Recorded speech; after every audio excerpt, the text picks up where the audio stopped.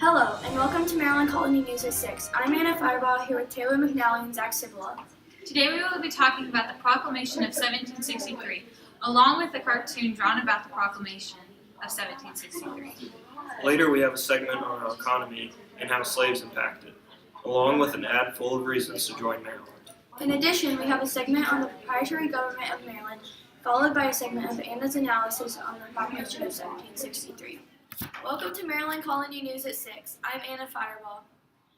The proprietary government of Maryland has decided to allow religious freedom and are letting the Christian men have a say in the government and are allowing them to vote.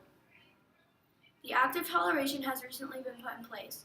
This allows all Christians to have religious freedom and all Christian men to vote.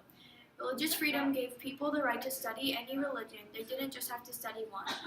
This allowed people to not have to go to church, and they could practice and believe whatever they wanted. The government has recently decided to give people a say in their colony. They are allowing Christian men to elect the lower class. However, the governor still elects the upper class.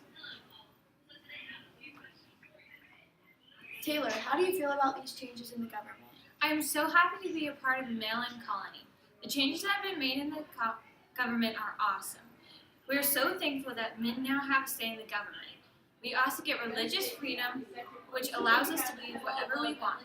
We won't get in trouble for believing something different from another person. Thank you, Taylor. Up next is Zach with the economy story, talking about slave trade. Welcome to the Maryland News at 6. I'm Zach Cibola. The colony of Maryland has a booming economy with many slaves and a plethora of jobs for them to do. The slave trade has never been better. We need the slaves to farm on the plantations and to work our other jobs.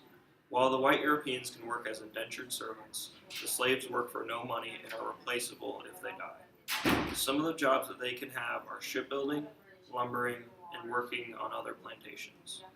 With the slave trade working well, we need to watch out for mercantilism. We may only trade with England, but we need the slaves from Africa to function.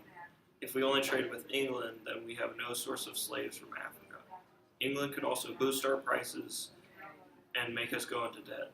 We also need a few supplies from other countries. I asked a slave trader what he thought of the booming slave trade. He said, "The slave trade is working perfectly for our economy because we are using them for our plantations that produce lots of crops for our colony. We're also helping Christianize them. The economy is working well for our people with the slave trade and all the jobs we have. This is giving our colonists lots of money and boosting our growth." Up next, Anna with our editorial about the Proclamation of 1763. Welcome to Maryland Colony News at 6. I'm Anna Fireball. In this newscast, I will discuss the Proclamation of 1763 and what the colonists think about it. The Proclamation of 1763 started when the British moved into the Indian Territory, but some threatened the Native Americans in the region. There were raids on the British because of this. The Proclamation of 1763 said that land west of the Appalachians was only for the French and Native Americans. Because of this, the colonists were really mad. The Proclamation of 1763 is not fair to the colonists. It is taking away land and forcing people to move out of their homes and move somewhere else so that the British could take over that land. We need to fight against the Proclamation of 1763. We shouldn't have to move out and live somewhere else for the British to take over our land. We believe everyone should be able to be a part of that land, and it shouldn't just be for the British. They shouldn't take away the land from the colonists. We need to fight against this and keep moving west because the British can't stop us. We won't stand for this.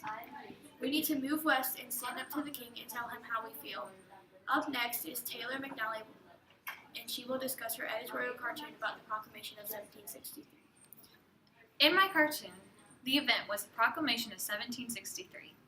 What I was trying to convey was that the proclamation was being ignored by almost every colonist, and there couldn't be peace between the Indians and the colonists. I showed many people going out west and ignoring what they were supposed to do, even talking about the king behind his back. I am showing this by the king is saying that the colonists aren't going to travel west, but the colonists all know how easy it is to travel out west, so many people are doing it.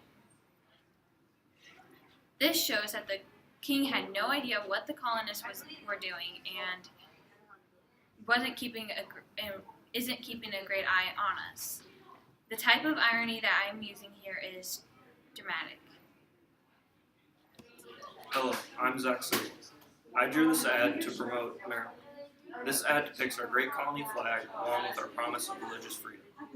Our colony was founded for religious freedom, so you can practice whatever religion you want. This allows all Christian men to vote. It depicts slaves and the tobacco plant that we use for our income. So make sure you come to Maryland, because if you're here, you can get very wealthy from your plantations with your many slaves. Maryland is a great colony because you can have slaves, you can farm for your wealth, and have religious freedom. Make sure you don't miss out on our promise. Slaves, farming.